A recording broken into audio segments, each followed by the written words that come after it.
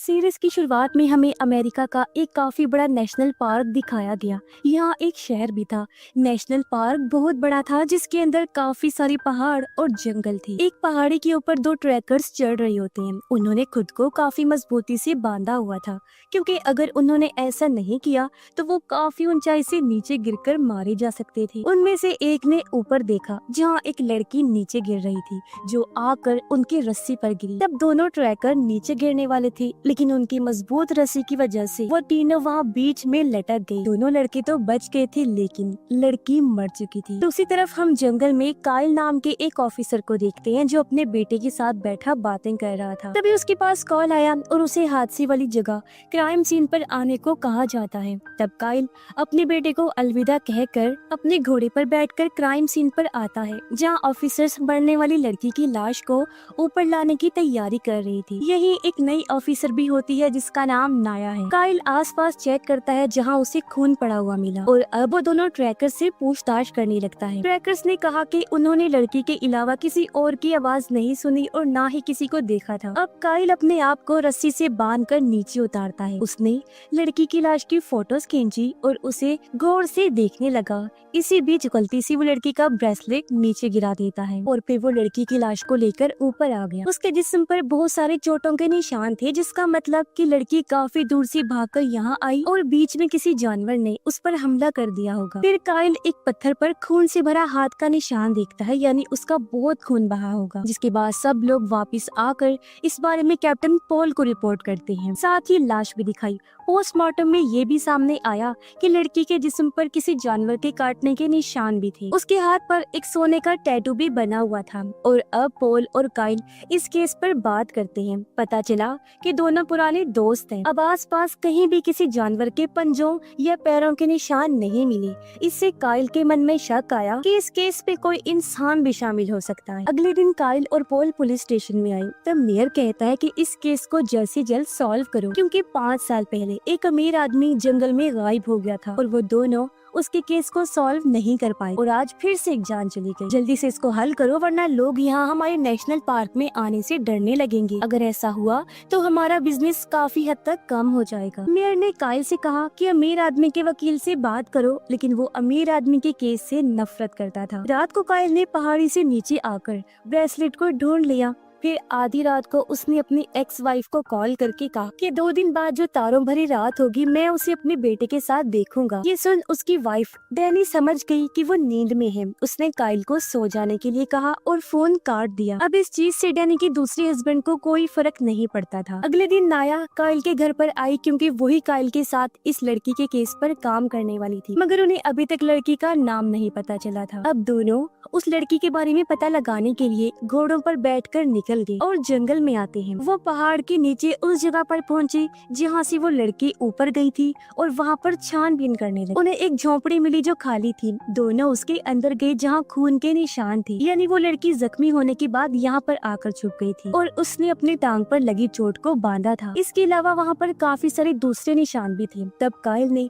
उन निशानों की फोटोज बनाई और अब उन्हें पता लगाना था कि क्या वो लड़की उनके शहर से थी या बाहर से आई थी। फिर वो दोनों आगे बढ़े और काइल ने अपनी तेज नजरों से एक गोली भी ढूंढ ली जो इस लड़की पर चलाई गई। काइल ने डॉक्टर से बात करके कंफर्म किया कि उस लड़की की टांग में सच में गोली लगी थी, यानी वो किसी इंसान से बचकर भाग रही थी। फिर वो दोनों वापस आए जहाँ डैनी भी आई हुई थी। नाया तो पुलिस स्टेशन चली गई और डैनी रात फोन करने के बारे में पूछती है। तब काइल कहता है कि बस ऐसे ही मुझे तुम्हारी याद आ गई। काइल कहता है कि मैं मरने वाली लड़की के केस को लेकर काफी सीरियस हूँ और इसे सॉल्व करना चाहता हूँ। काइल को पता चला कि उस लड़की को किसी ने जानबूझकर मारा था। डैनी उसे कहती है कि तुम्हें खुद को संभालना होगा। काइल ने पूछा, क्या तुम खुश हो?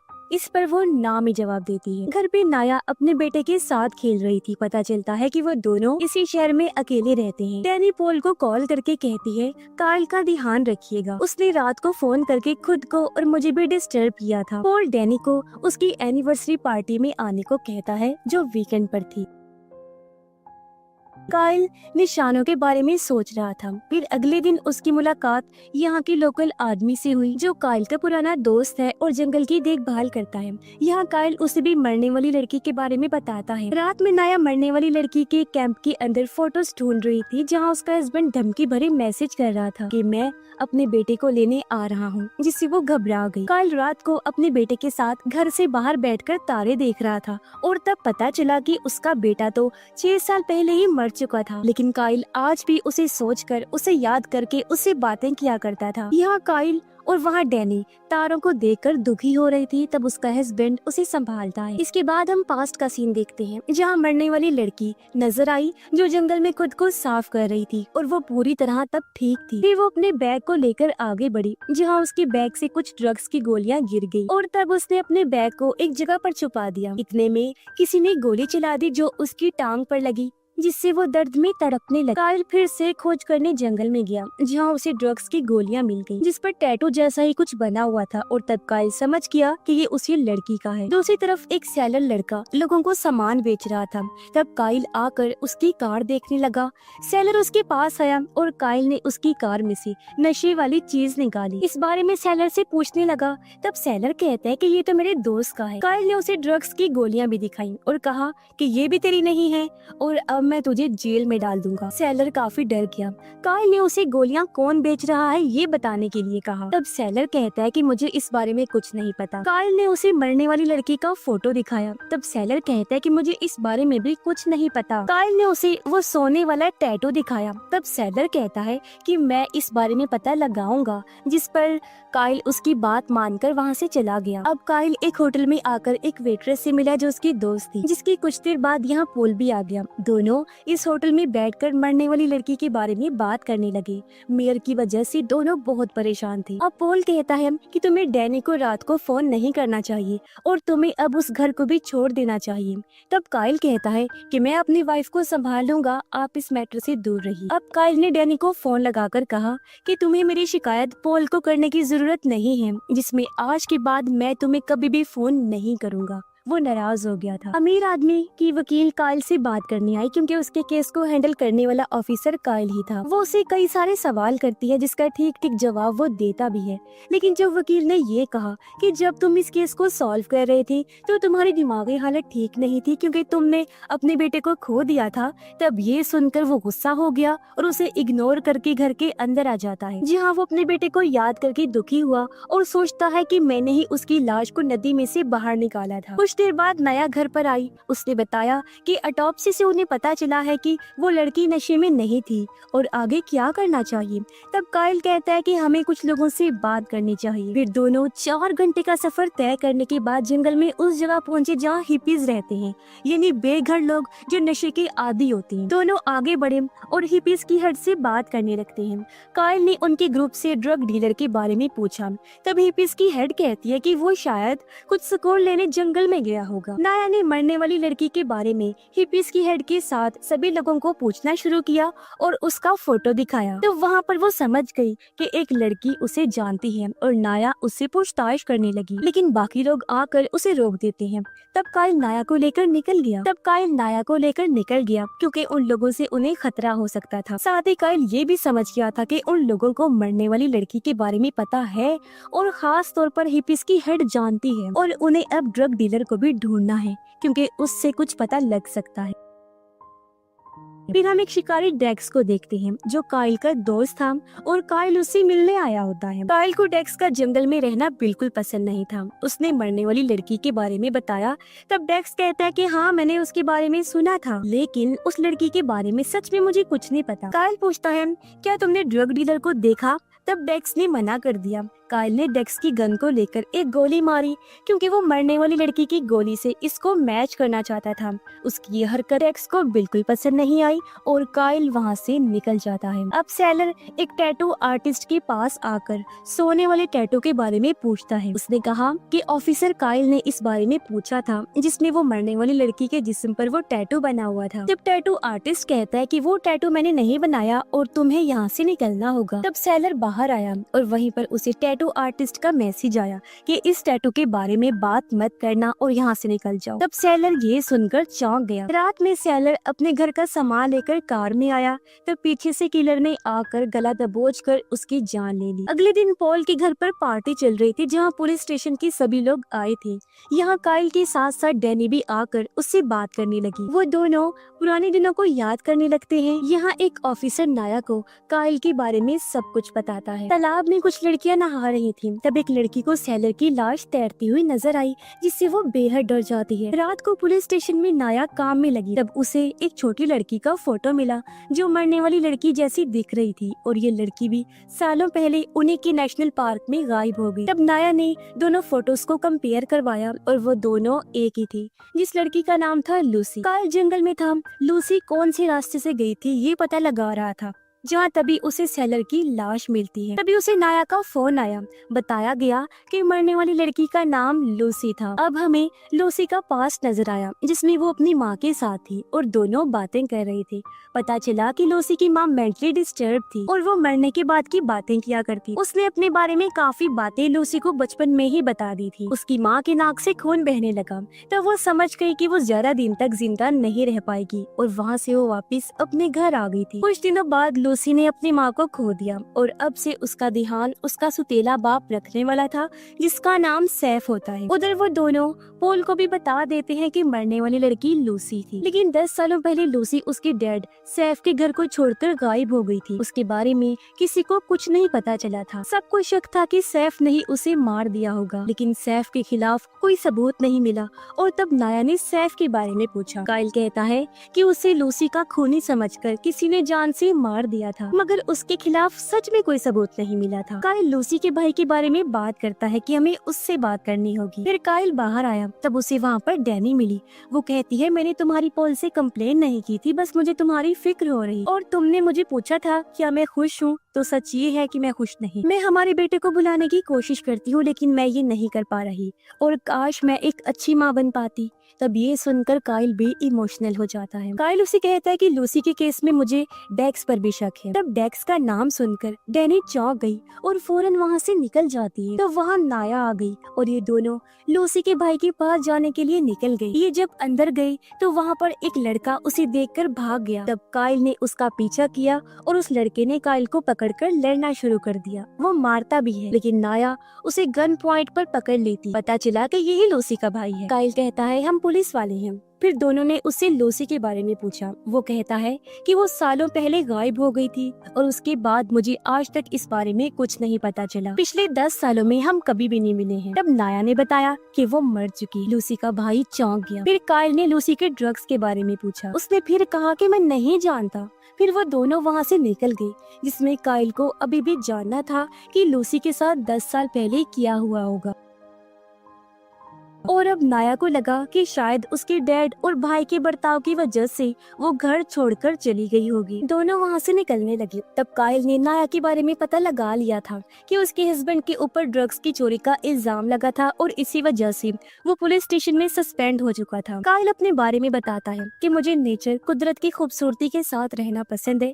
यही वजह है कि मैं यहाँ नेशनल पार्क में रहता हूँ। दोनों जब वापिस आए तब मेयर से सब रिपोर्टर सवाल पूछ रहे। तब काइल ऑफिस में आया और एक ऑफिसर ने बताया कि मीडिया वाले अब लूसी के बाद सेलर के मरने से भड़के हुए हैं और काफी सवाल पूछ रहे हैं। रात को घर पर काइल लूसी और सेलर की फाइल्स को देखना शुरू करता है। उसे दुख था कि मैंने इस केस में सेलर को इन्वॉल्व किया और वो बेचारा मारा गया, और अपने बेटे के मरने की बात काइल को जिंदगी नहीं चाहिए। अगले दिन काइल और लोकल आदमी साथ में थे। काइल ने उसे बताया कि लूसी मर चुकी है। तब वो चौंक गया क्योंकि उसे लगा था कि सैफ ने लूसी को सालों पहले ही मार दिया था। काइल कहता है कि सबको यही लगता है और लूसी इसी शहर में ही पैदा हुई। फिर वो दोनों सैफ के घर पर आए जहाँ एक आदमी अब रह रहा था। काइल ने बताया कि यहाँ पर लूसी मर चुकी है जो सैफ की बेटी थी।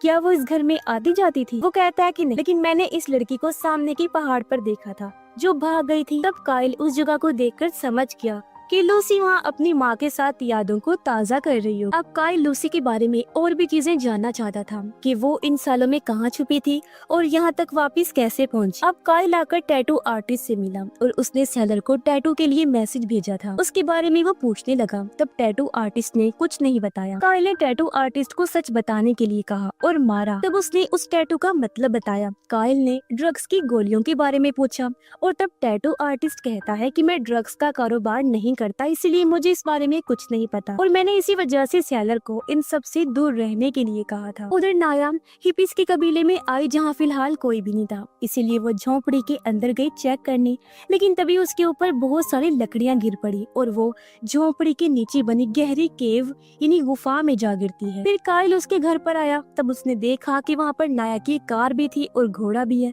लेकिन वो खुद नहीं थी, जबकि वो तो गुफा में फंसी हुई थी। वो आगे बढ़ी, तब उसे पता चला कि ये गुफा काफी लंबी है। यहाँ उसे एक काफी छोटा सा रास्ता मिला जिससे वो बाहर जा सकती थी। तब नाया उस रास्ते से तेजी से जाने लगी, लेकिन आगे जाने पर उसका सर दो पत्थरों के बीच में फंस गया और मुसीबत की बात कि वहाँ पर पानी भरता जा रहा था। तब नाया वहाँ पर काफी दुखी हुई क्योंकि वो मरने वाली थी, लेकिन तब पीछे से काइल आ चुका था और उसने नाया को शांत होकर पीछे आने के लिए कहा क्योंकि वो वहाँ नहीं पहुँच सकता था। तब नाया सबसे पहले अपने बेटे को याद करके शांत हुई और वो धीरे धीरे पीछे आई। तब काइल ने उसे वहाँ से बाहर निकाल लिया और वो नाया की तारीफ करने लगा क्योंकि उसने गुफा के बाहर बहुत सारे निशान छोड़े थे, इसी वजह से काइल वहाँ पर पहुँच सका था। अब इन्हें यहाँ एक मास्क मिला जिसके ऊपर ड्रग्स और टैटू जैसा ही निशान था। रात में नाया उसके बेटे के साथ आकर सो गई। वो बाल बाल बची थी। इस बात को याद करके वो काफी दुखी हो रही। काइल को तस्वीरों में लूसी की बचपन की तस्वीर मिली और फिर हमें लूसी का पास दिखाया जिसमें सैफ लूसी की माँ के मरने पर उसका पूरा गुस्सा लूसी पर निकालता था। तो वो अपने कमरे में काफी दुखी थी, लेकिन उसके कमरे में कोई और खिड़की से आया जिसे देखकर लूसी काफी ज्यादा खुश हो गई। फिर जब वो बड़ी हुई तो पहाड़ी पर आकर अपनी माँ को याद कर रही थी जैसा वो बचपन में फील करती। फिर लूसी वहाँ से भाग गई और काफी दूर अपने टेंट में आई क्योंकि वो जंगल में रहती थी। यहाँ उसके साथ एक हिप्पी लड़की भी थी। ये वही है जिसे फोटो दिखाकर नाया पूछ रही थी क्योंकि दोनों दोस्तें हुआ करती। उसने लूसी को दूर जाने से मना किया क्योंकि उसे लूसी की फिक्र थी, लेकिन लूसी ने उसकी बात नहीं सुनी और वो जंगल में आगे बढ़ी। जिस गुफा में नाया फंसी थी उसी गुफा में लूसी मास्क पहनकर चली गई।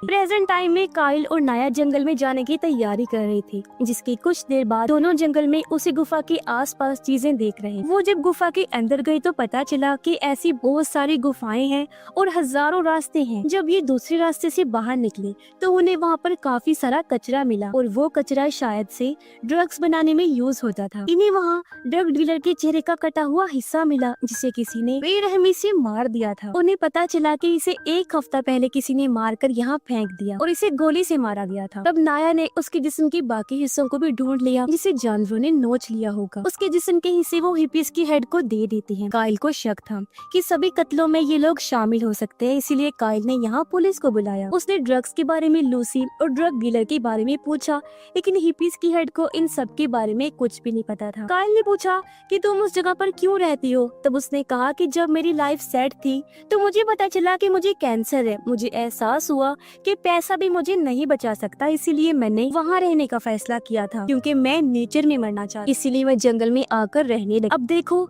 नेचर की वजह से 17 साल गुजर जाने के बाद आज भी मैं जिंदा हूँ और दुनिया से अब मुझे नफरत हो गई है। तब काइल भड़का हुआ पोल के पास आया और उसे पता था कि हिप्पीज की हेड से उसे कुछ भी पता नहीं चलेगा। पोल ने काइल को लूसी की डीएनए रिपोर्ट दिखाई जिसमें लूसी की फैमिली रिकॉर्ड में लूसी के भाई का डेटा था ही नहीं। तब काइल को शक हुआ कि सैफ उसका सुतेला बाप होगा, इसीलिए बाप बेटा उस पर जुल्म करते होंगे। बाहर एक लड़का काइल से मिलने आया। काइल आकर उससे पूछताछ करने लगा और उस लड़के ने बताया कि जंगल से बाहर निवाडा शहर में एक चर्च है और वहाँ फादर के घर पर लूसी काफी सालों तक रही है। वो उसे फोटो दिखाता है जो काफी सालों पहले की थी। अब ये जानकर काइल वहाँ से निकल गया। उधर नाया सबूत इकट्ठा करके वापस जाने वाली थी। तब उसे रास्ते में हिप्पी लड़की मिलती और उसने उससे लूसी के बारे में पूछा। तब हिप्पी कहती है कि हम दोनों साथ रहती थी। लूसी अपने किसी काम के लिए बार बार गुफा में जाती, लेकिन मुझे नहीं पता था कि वहाँ पर क्या है। वो बचपन से यहाँ पर रह रही थी, लेकिन फिर वो यहाँ से निकलकर किसी और जगह पर चली गई, मगर वापस लौटकर फिर से यहाँ पर आ गई। तब मुझे पता चला कि यहाँ की गुफाओं में वो एक लड़के से मिलती है जिससे वो प्यार करती। लूसी उसके साथ काम करती थी, लेकिन वो लड़का बहुत बुरा था क्योंकि वो दोनों ड्रग्स और पैसों का बिजनेस करते थे। लेकिन मुसीबत की बात तो ये है कि मुझे उस लड़के का नाम ही नहीं पता। मैं ऐसे लोगों से काफी डरती हूँ। फिर एक दिन लूसी यहाँ से चली गई और फिर कभी वापस नहीं आई। लूसी जंगल में ड्रग्स वाले बैग छोड़ती थी और उसकी क्लाइंट्स बैग में से ड्रग्स लेकर पैसे वहाँ रख दिया करते थे। हिप्पीज कबीले का एक लड़का भी लूसी का साथी था। ये बताकर हिप्पी वहाँ से निकल गई और अब नाया को काफी कुछ पता चल रहा था। रात होने पर वो काइल को लूसी का बैग दिखाती है जिसमें ही ड्रग्स और पैसों की हेरा फेरी होती थी। तब काइल समझ गया कि जंगल में शायद कहीं न कहीं ड्रग्स वो लोग बनाते होंगे। फिर नाया वहाँ से घर जाने के लिए निकल गई। अगले दिन काइल डेक्स से मिला और उससे ड्रग डीलर के बारे में पूछता है क्योंकि वो उसे जानता था। तब डेक्स कहता है कि ड्रग्स बेचने वाले के काफी सारे दुश्मन होते हैं। काइल कहता है कि तुम भी तो ड्रग्स लेते होगे।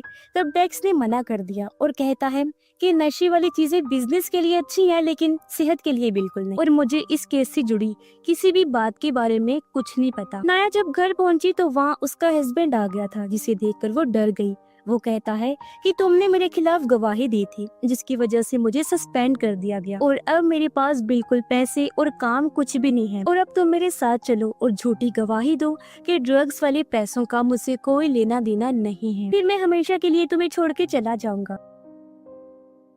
नाया कहती है तुम्हारी जॉब तुम्हारी रिश्वत लेने की वजह से गई थी, इसमें मेरी कोई गलती नहीं है। तब वो धमकी देता है कि मैं हमारे बेटे को हमेशा के लिए अपने साथ ले जाऊंगा। तब नाया ने उसकी बात मान ली और वो कल सुबह उसके साथ जाने को तैयार। लेकिन ये नाया की चाल थी क्योंकि वो कुछ ही देर बाद अपने हस्बैंड को चकमा देकर बेटे को लेकर भाग जाती है। दूसरी तरफ डेक्स काइल से पूछता है कि लूसी को गोली कहाँ लगी थी। तब काइल ने पूछा क्या तुम लूसी को जानते हो। इस पर वो हंसने लगा। तब काइल कहता है कि अगर तुम इसमें शामिल हुए तो मैं तुम्हें नहीं छोड़ूंगा। तब डेक्स कहता है फिर तो तुम्हारे राज भी बाहर आ जाएंगे। इतनी ही देर में यहाँ पोल भी आ गया। जब उसे पता चला कि दोनों के बीच कुछ ठीक नहीं चल रहा तो वो काइल को लेकर निकलने लगा क्योंकि डेक्स उसे डैनी और उसकी होटल वाली दोस्त का नाम लेकर चिढ़ा रहा था। बाहर आकर पोल कहता है कि तुम इस केस को और अपने बेटे की मौत को लेकर पागल हो रही हो और तुम्हें इस शहर को छोड़कर निकलना होगा। तब काइल कहता है मैं लूसी को इंसाफ दिलाने के बाद यहाँ से जाऊंगा। पॉल ने काइल को शांत होने के लिए कहा और पूछा कि तुम्हारे और डेक्स के बीच में क्या प्रॉब्लम है। तब काइल कहता है कि हमारे बीच में ऐसी कोई बात नहीं है। कुछ देर बाद काइल घर आया। तब उसे वहाँ पर नाया और उसका बेटा मिला जो अपने हस्बैंड से बचकर यहाँ पर आकर छुपी थी। तब उनके आने से काइल को अच्छा लगा, लेकिन वो अपने बेटे के खिलौने को हाथ नहीं लगाने दे रहा था। उधर कुछ देर बाद पुलिस वालों ने सिर्फ लूसी के साथी को छोड़ा। वो चुपचाप गुफा के पास आया और मास्क पहनकर गुफा के अंदर घुसा और अपने खुफिया ड्रग के अड्डे पर पहुंचा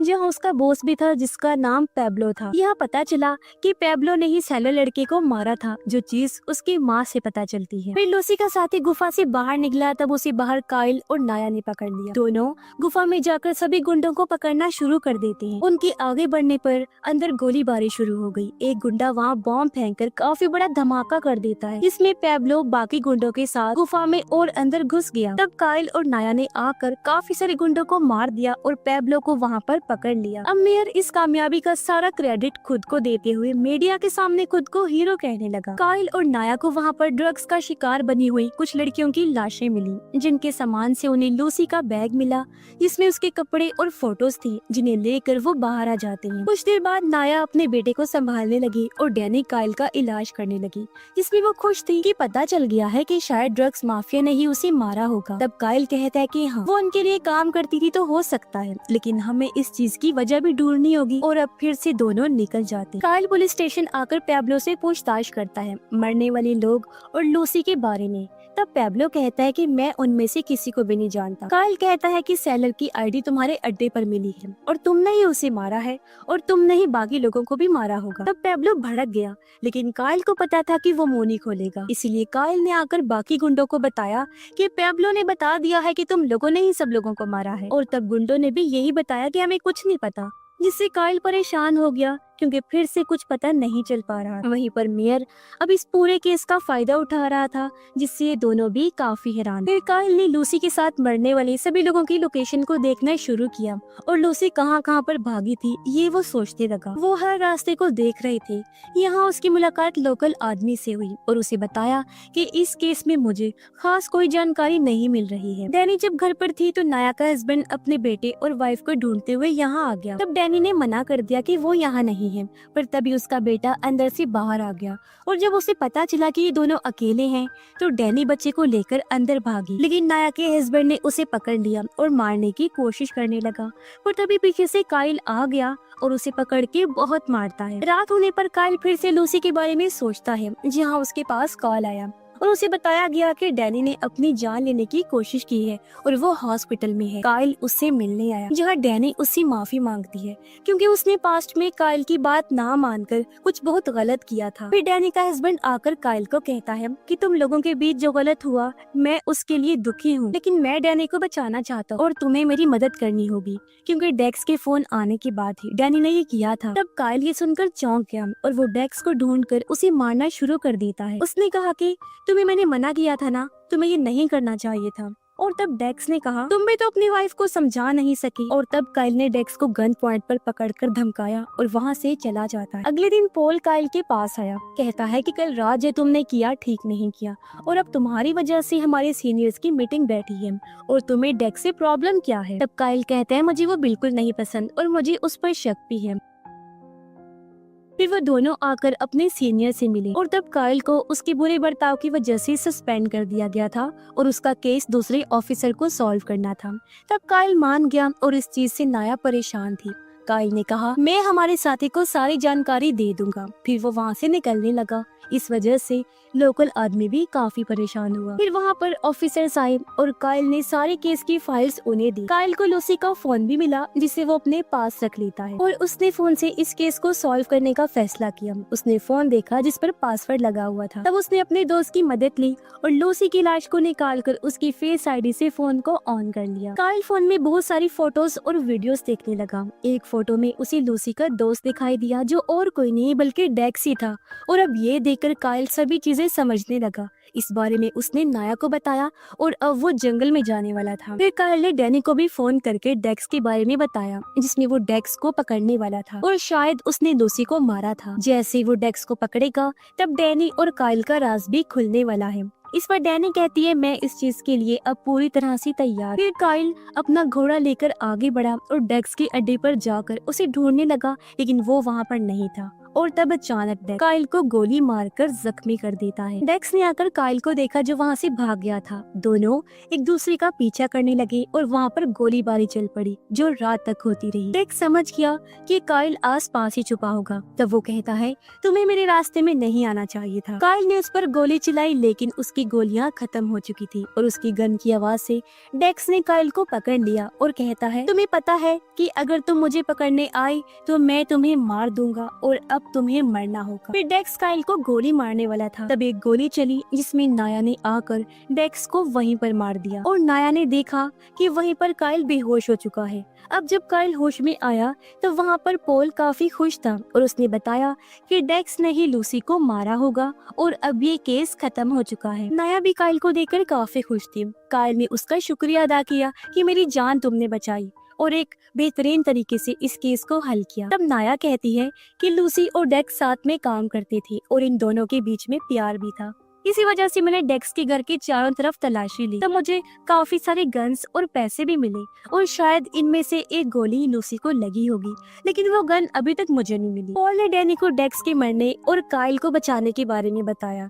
तब डैनी काफी खुश हुई और ये चीज उसके हस्बैंड ने भी सुन ली। वो पूछता है कि क्या हुआ। तब डैनी ने बताया कि काइल बच तो गया है लेकिन मुझे तुम्हें एक राज बताना है, जिसके बाद शायद तुम मुझे छोड़ दोगी, लेकिन मुझे अब फर्क नहीं पड़ता। असल में कुछ सालों पहले मेरे बेटे को उसी अमीर आदमी ने मार दिया था इसके बारे में हमें कभी भी पता नहीं चलने वाला था। लेकिन डेक्स, जो कभी काइल का साथी हुआ करता था, उसने जंगल में कुछ कैमरा सिक्योरिटी के लिए लगवा दिए और उनमें से एक से हमने देखा कि अमीर आदमी हमारे बेटे को बहाने से जंगल में लेकर गया और वहाँ उसे मार दिया। तब ये चीज हमें डेक्स ने बताई। वो अमीर आदमी को मारने को भी तैयार था, लेकिन काइल ने मना कर दिया क्योंकि वो कानूनी तौर पर उसे पकड़कर जेल में सजा दिलवाना चाहता था। लेकिन हमें पता था कि वो आदमी क्योंकि काफी अमीर है तो अदालत से वो बच जाएगा। लेकिन फिर भी काइल इस चीज के लिए नहीं माना। तब मैंने डेक्स को पैसे देकर अमीर आदमी को मार देने के लिए कहा।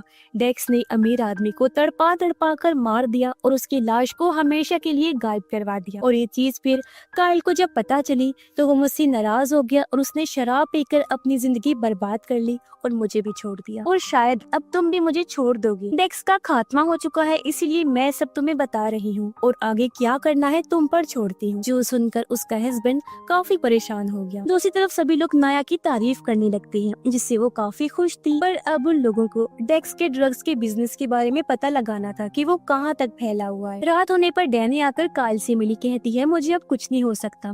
तब काइल कहता है कि मुझे अभी भी हमारा बेटा नजर आता है, मैं कभी उसे भूल नहीं पाया और नहीं भूल पाऊंगा। हम साथ में खेलते हैं और मुझे इस चीज से फर्क नहीं पड़ता कि ये गलत है, क्योंकि ये चीज मुझे खुशी देती है और मैं वादा करता हूँ कि अब मैं अपनी जिंदगी को बदलने की कोशिश करूंगा। रात को काइल तालाब के पास बैठा हुआ था, जहाँ लोकल आदमी आकर शराब पीने लगा। काइल बताता है कि मैंने शराब छोड़ दी है और मुझे लूसी की लाश चाहिए ताकि हम उसे दफन करें और उसकी आत्मा को सुकून मिल सके। तब वो कहता है तुमने लूसी के केस में पहले भी काफी ज्यादा मेहनत की थी, लेकिन अब तुम्हें इन चीजों को छोड़ना होगा। तब काइल कहता है कि मैं इस बारे में सोचूंगा, क्योंकि वो अभी भी लूसी के बारे में सभी चीजें जानना चाहता था। इसलिए काइल ने अगले दिन पॉल को बताया कि मैं निवाडा में जा रहा हूँ और वहाँ जाकर ही शायद मुझे कुछ पता चलेगा। अब पॉल इस चीज के खिलाफ था, लेकिन काइल वहाँ से निकला और निवाडा के चर्च में पहुँचा, जो बर्बाद हो चुका था। उसने चर्च के पास के घर को देखा, जहाँ पर एक बूढ़ी औरत रहती थी, लेकिन वो ठीक से बोल भी नहीं सकती थी। तब काइल ने उसे लूसी का फोटो दिखाकर उसके बारे में पूछा।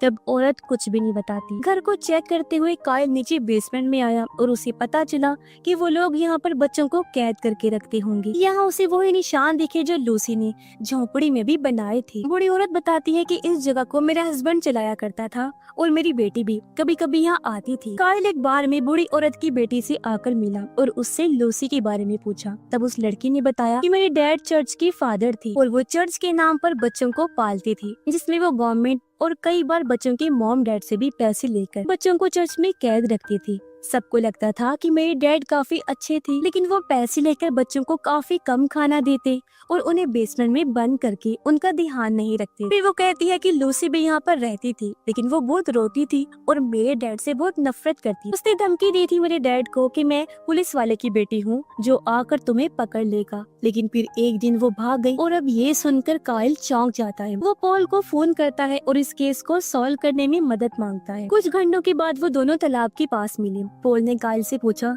कि तुम्हें क्या पता चला। तब काइल कहता है कि लूसी चर्च में ही रहती थी। मैंने उसके डीएनए रिपोर्ट को फिर से चेक किया, तब मुझे पता चला कि उसका डीएनए आपकी बेटी से मैच हो रहा है, जो तुमने पेपर से हटाकर मुझसे पहले ही छुपा दिया था, यानी असल में लूसी तुम्हारी बेटी। तो पॉल ने इस चीज को मान लिया और कहा कि इस बारे में मेरी वाइफ को नहीं पता था, लेकिन फिर लूसी की माँ ने मरने से पहले उसे बता दिया था कि मैं ही उसका असली बाप हूँ। तब काइल ने पूछा कि क्या तुमने लूसी को सैफ के घर से भगा दिया था। तब पॉल ने कहा कि हाँ, क्योंकि लूसी की माँ ने मुझे कहा था कि सैफ उन दोनों को मारता है, इसलिए मैंने लूसी को वहाँ से भगाकर चर्च के फादर के पास छोड़ा। सुनने में आया था वो काफी अच्छा फादर था। फिर मैंने सैफ को फंसाने की कोशिश की, लेकिन इसी बीच किसी ने उसे मार दिया। तब काइल कहता है कि तुम उसे लेने वापस क्यों नहीं गई। फादर और उसकी फैमिली बच्चों को काफी मारते पीटती। तब पॉल कहता है कि मुझे अपनी फैमिली को भी तो देखना था ना। लेकिन फिर लूसी बड़ी होकर वापस आ गई और अगर वो सबको सच बता देती तो मुझे सब सच खोलना पड़ता। मैंने उसे काफी सारे पैसे और घर भी ऑफर किया, लेकिन वो फिर भी नहीं मानी। मुझे पता चला कि वो डेक्स के साथ रह रही है। फिर वो मुझे ब्लैकमेल करके मेरे से पैसे लेने लगी और उसे मैंने काफी सारे पैसे दिए भी थे। और फिर मुझे पता चला कि वो इसी जंगल में रहने लगी थी और इसी वजह से मैंने उसे यहाँ से निकलने के लिए कहा। लेकिन फिर एक दिन वो मेरी पोती को लेकर जंगल में घूमने चली गई। तब मैंने उसका पीछा किया। मैंने अपनी पोती को घर छोड़ा और उसे समझाया कि उससे ये जगह छोड़नी हो, लेकिन वो भाग रही थी और मैंने उसे रोकने के लिए उसके पास गोली चलाई जो गलती से उसकी टांग पर लग गई और फिर वो वहाँ से भागी। तो मैंने उसका पीछा किया। मैंने उसे सिर्फ समझाना चाहा था, लेकिन वो काफी डर गई थी और भागते भागते जख्मी होकर पहाड़ी के पास आ गई। उसने अपनी जान ली और नीचे गिरकर वो मारी गई, लेकिन इसमें मेरी कोई गलती नहीं है। मैं सिर्फ अपनी फैमिली के भले के लिए ये सब कर रहा था। तब काइल कहता है कि पोल ये गलत ही किया तुमने, क्योंकि वो भी तुम्हारी ही बेटी थी और अब तुम्हें उसे इंसाफ खुद देना होगा। और अब जैसे काइल वहाँ से जाने लगा, पोल खुद को शूट करके अपनी जान ले लेता है। काइल इस चीज से काफी दुखी हुआ और पोल की लाश पानी में डूबकर नदी में बह गई। कुछ दिनों के बाद लोकल आदमी और उसके लोगों ने मिलकर लूसी का फ्यूनरल किया, उसे दफन वगैरह किया ताकि उसकी आत्मा को सुकून मिल सके। काइल भी तालाब के पास आकर अपने बेटे को याद कर रहा था। उसे दुख था कि मैंने अपने बेटे को नहीं बचाया। तब उसके बेटे की आत्मा कहती है, पापा कोई बात नहीं, इसमें आपका कोई कसूर नहीं है और अब मैं हमेशा के लिए यहाँ से जाने वाला हूँ ताकि मेरी आत्मा को भी सुकून मिल सके और आपको भी, और आप मेरे बाद अपनी लाइफ को ठीक कर लीजिएगा। इसके लिए काइल को दुख तो हुआ, लेकिन वो राजी हो गया। लेकिन वो कहता है कि बेटा तुम हमेशा मेरी यादों में रहोगे, और अब दोनों मिलकर आखिरी अलविदा लेते। अगले दिन नाया काइल के घर पर आई। तब उसे वहाँ पर एक बॉक्स मिला जिसमें काइल ने अपने बेटे के सारे खिलौने नाया के बेटे के लिए छोड़ दिए थे। और तब नाया वहाँ से घोड़ा लेकर आगे बढ़ी ताकि नेशनल पार्क की हिफाजत कर सके। दूसरी तरफ काइल भी नेशनल पार्क जा रहा होता है। अपने पास्ट और दुखों को हमेशा से भुलाने का उसने ठान लिया था और अब वो नई जिंदगी की शुरुआत करेगा, जो सोचकर वो खुश हो रहा था। और इसी के साथ ही ये सीजन यहीं पर खत्म हो जाता है।